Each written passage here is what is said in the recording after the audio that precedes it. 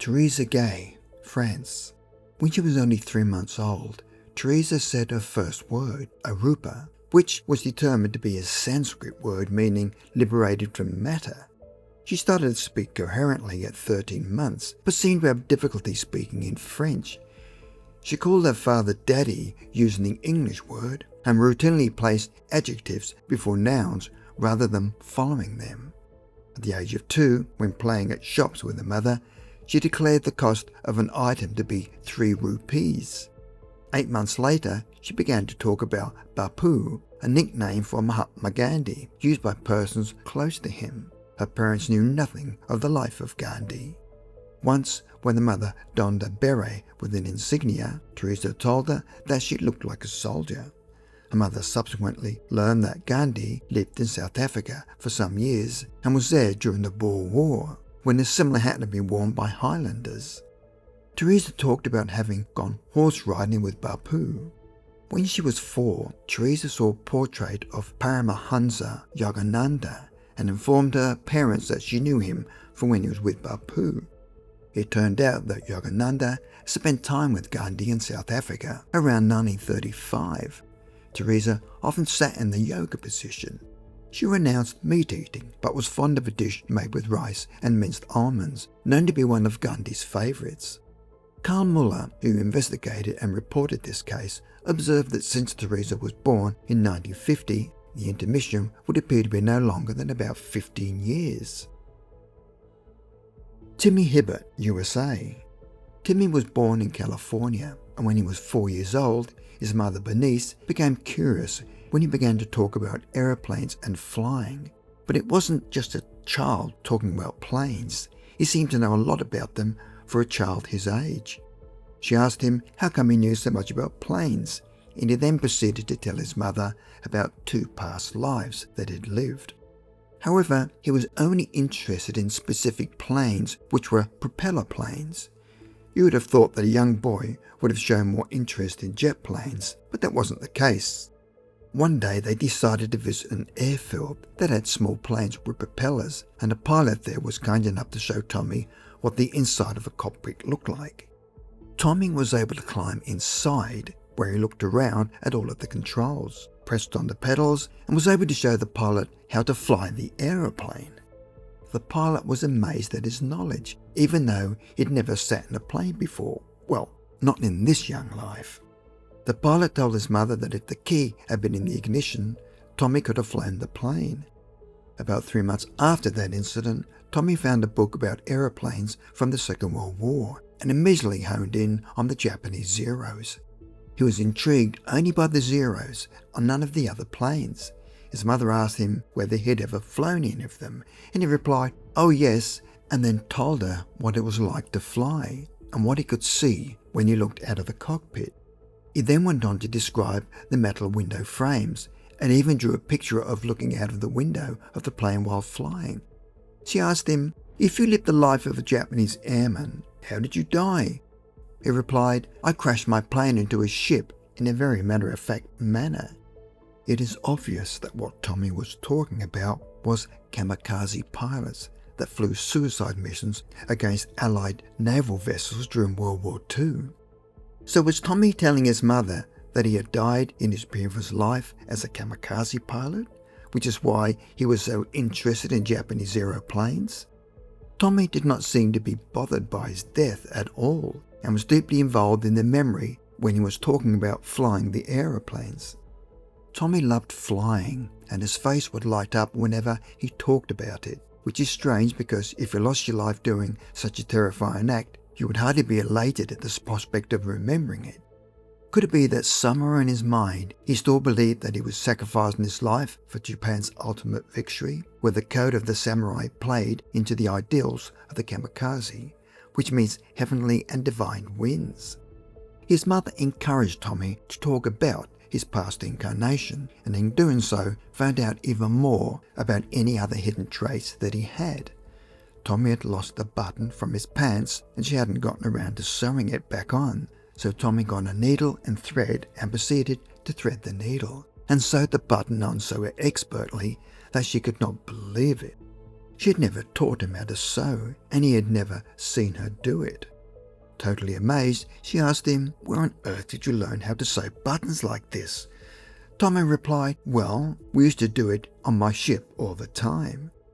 His mother said, "So you were a sailor?" And he quickly replied, "Oh yes," and told her about how his ship would creak in the night when he was lying in his bunk.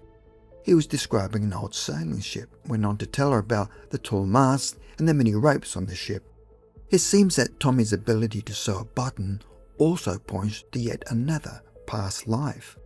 A child of his age will not have the dexterity in their fingers to both thread a needle with this tiny hole and then skillfully sew on a button, and most children at that age can't even lace their shoes. Also, did that past life on a sailing ship affect his present life? Because when he was a young man, he joined the Navy and went to sea for 4 years. To add an even stranger side to his story, he was stationed in Japan. If you're enjoying this video, don't forget to hit like. It really helps to keep the channel growing. And if you're new here, subscribe and tap the bell icon so you never miss our latest videos. We've got lots of strange and fascinating stories coming up, and we'd love to have you along for the journey. Ken Llewellyn. Ken joined the RAF, the Royal Air Force, in 1960, where he trained to be a pilot. Unfortunately, he had to leave the RAF because he had a fear of flying at high altitudes. A short time later, he emigrated to Australia and joined the RAAF, the Royal Australian Air Force, where he became a senior public relations officer. One day, he had a meeting with a medium who was able to explain to him why he had his fear of flying at high altitudes.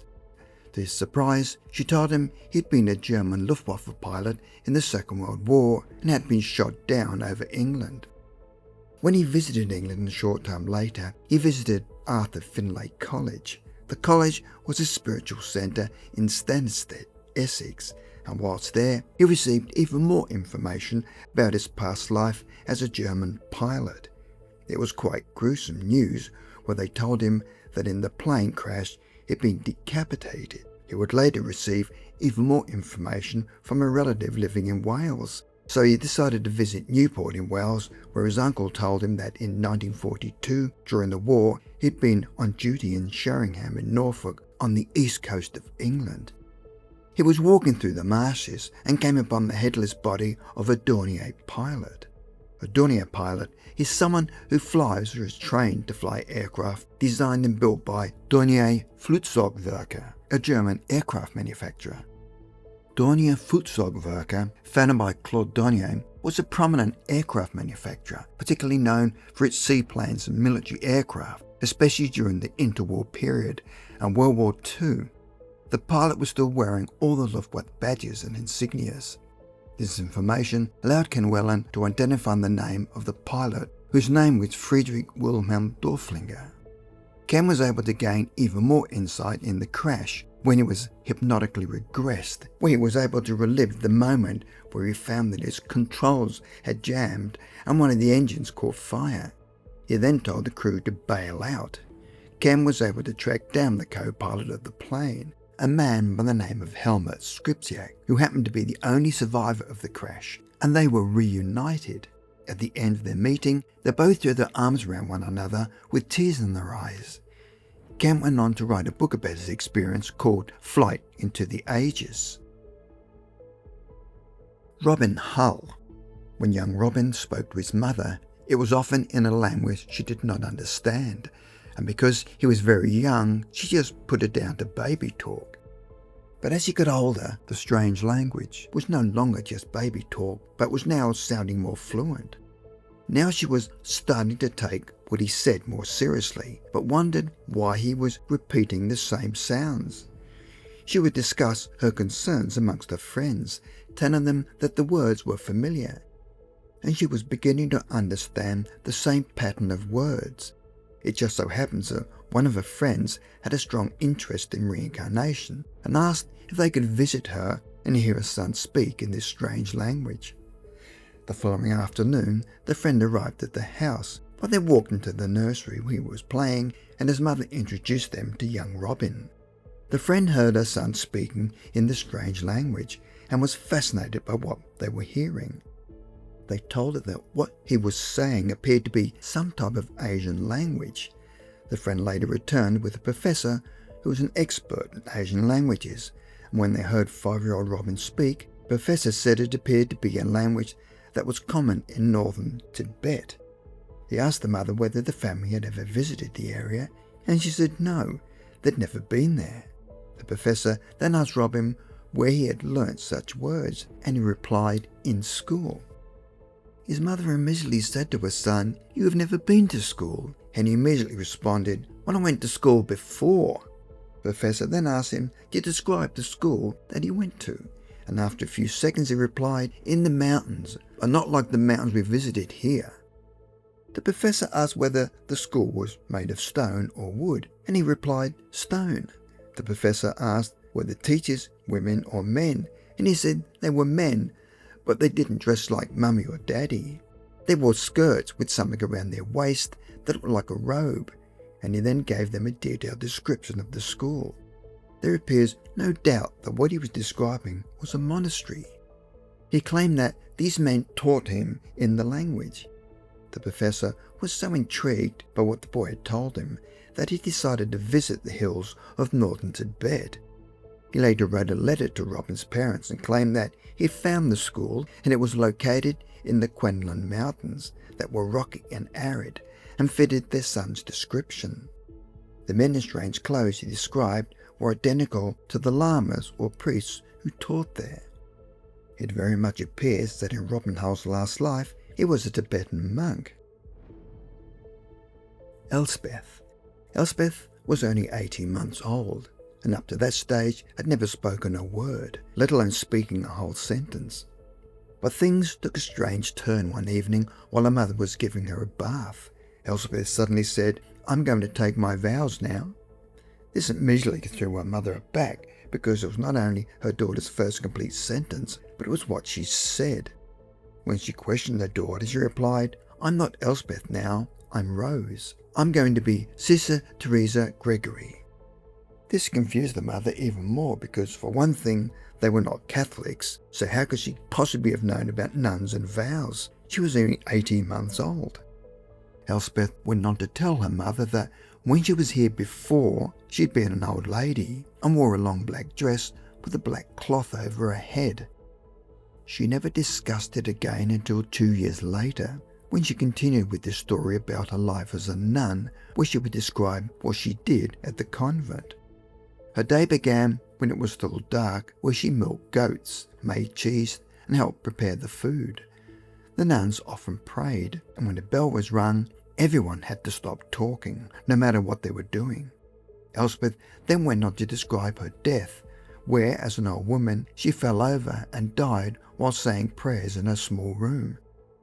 When she died, everything went black, and when she woke up, she found she was with her friends, who were nuns that had also died, and they were still dressed in their nuns' habits and looked younger than they had when they were still alive. She too also looked younger after she died. However, Elspeth was unable to remember anything else after that and never spoke of her life as a nun again. Dick Sutphen. Dick had been married twice, along with numerous relationships in between, and was now in the middle of his third divorce. A man by the name of Jess Stern, who was a renowned authority on spirituality and reincarnation, invited Dick to a party at his home. Another guest at the party was a woman by the name of Tara McKean, who was 20 years younger than Dick and was also going through a divorce. When they met, there was an immediate mutual attraction. Dick decided to do his own therapy session to see whether he and Tara had once shared a life together. He was meditating at a place called Sedona, Arizona, and saw himself walking down a pathway with a woman who he knew was Tara. They were walking to a bay. In that life, he wanted to go off and take up an assignment. However, she wanted him to stay with her under the protection of her wealthy parents. Unfortunately, they parted. Later, Dick tried to find the location on a map and came up with a place called Maracaibo in Venezuela.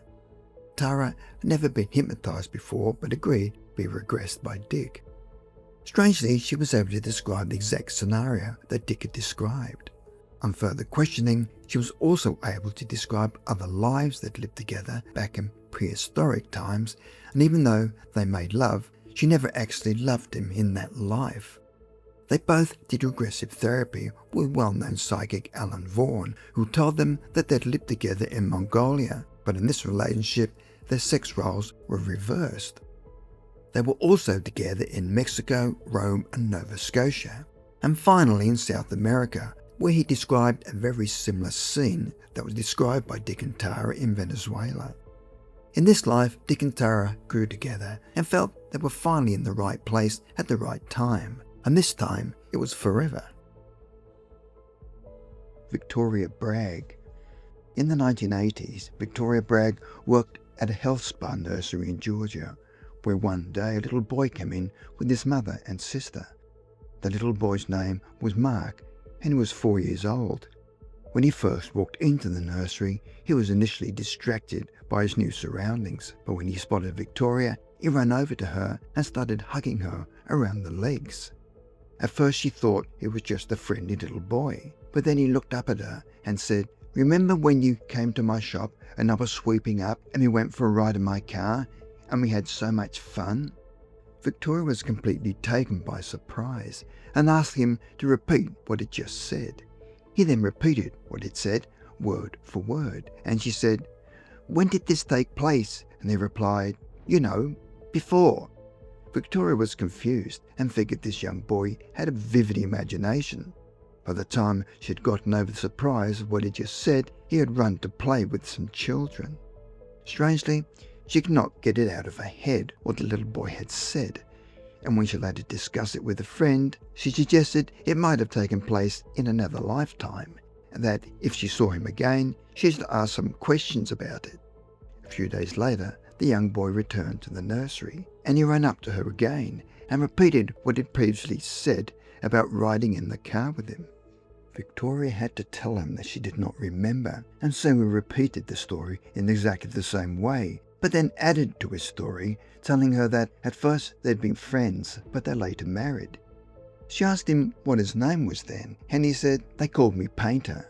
She asked whether he'd been an artist that painted pictures. "No, I painted buildings."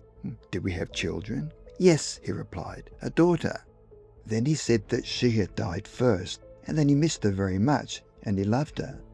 Victoria saw Mark on 2 more occasions, and with each visit she felt stronger emotions towards him that she could not understand, and had trouble sleeping. She was now feeling very sad. When the next came into the nursery, she asked his mother whether he had said anything unusual to her. She told Victoria that her son talked about her all the time, and that he loved her and missed her and wanted to take her for a ride in his car, like he'd done before. She said her son used to hate coming to the spa, but now he couldn't wait to come so he could see her.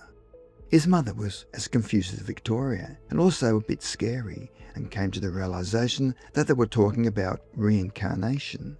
Sometime later, Victoria left the job at the spa and moved away, and never saw Mark again. But this wasn't the end of the story, and for years Victoria was haunted by the experience. She eventually visited a therapist who could help her with a past life regression.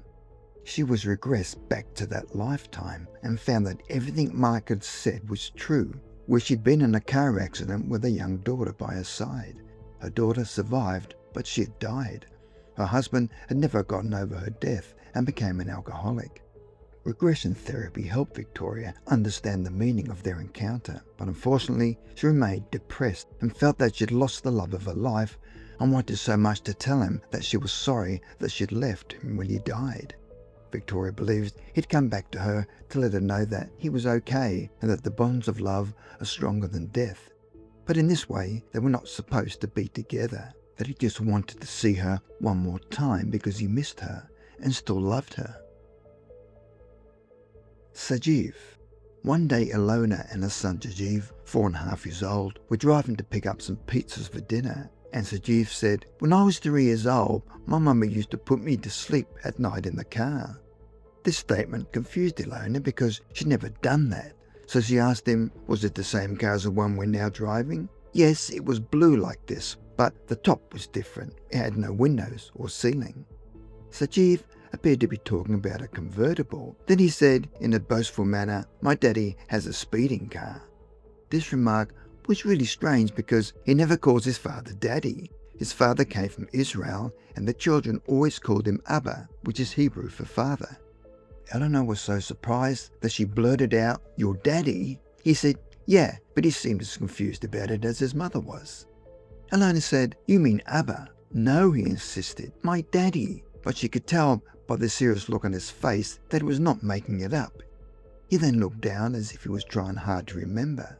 Sajie always had trouble looking for the right word when trying to express himself, but on this occasion the words came easier to him. His mother asked him, "Do you have any brothers or sisters?" "No." "So how old were you when this happened?" 3. She didn't want to spoil things by asking him too many questions, and only wanted information from him at this point. She wanted to ask questions that would tell her where he was coming from, where he was trying to get out, and how she should deal with him as his mother, and whether she should be taking everything he said seriously, or was it just a child's vivid imagination? But at the same time, when he first started to talk about it, she sensed that it was something very real. She then asked him where he lived, and he said that he didn't know. So she said, "Was it in the country, or where we live now, in the suburbs or the city?" He said it was in the city, like where Uncle Stacy lived in an apartment. "Did you grow up, or did you stay 3 years old?" He said in a serious manner, "No, I was shot." "What, you mean you were killed?" she asked, now totally shocked. "Yes, I was shot and killed." At this stage, his mother was seriously concerned and asked how, and he said, "Burglars." He said, "I wasn't doing anything, and he just shot me for no reason. I was at the top of the stairs. First they shot my mother, and she was on the floor, and then they shot me." His mother continued to quietly listen to her son before saying, "Now, let's go back to where you remembered being shot." He again repeated, "Burglars," and described exactly the same way as before. He then looked at her and in a loud and angry voice said, "You didn't save me." He was really angry at her and started to get excited and repeated, "You didn't save me."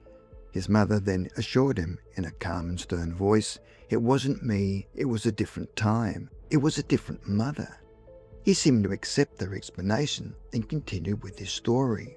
"Well, then I died. I was dead, but I grew up. You know what I mean. I stayed there until I came back to being a baby again." Then his face lit up and said, "And then I chose you and Abba." This sort of discussion was not typical of their normal conversation, as they lived in a Jewish household where they lit candles every Friday night. They didn't discuss religious philosophy at all. His mother doubted whether her son even understood the concept of God at that point, and what he said really fascinated her because it was beyond anything he could possibly know. However, she was pleased when, after casually talking about his death, that he was happy about his choice of parents. Then after talking about his death and parents, he casually said, "Are we at the pizza place yet?"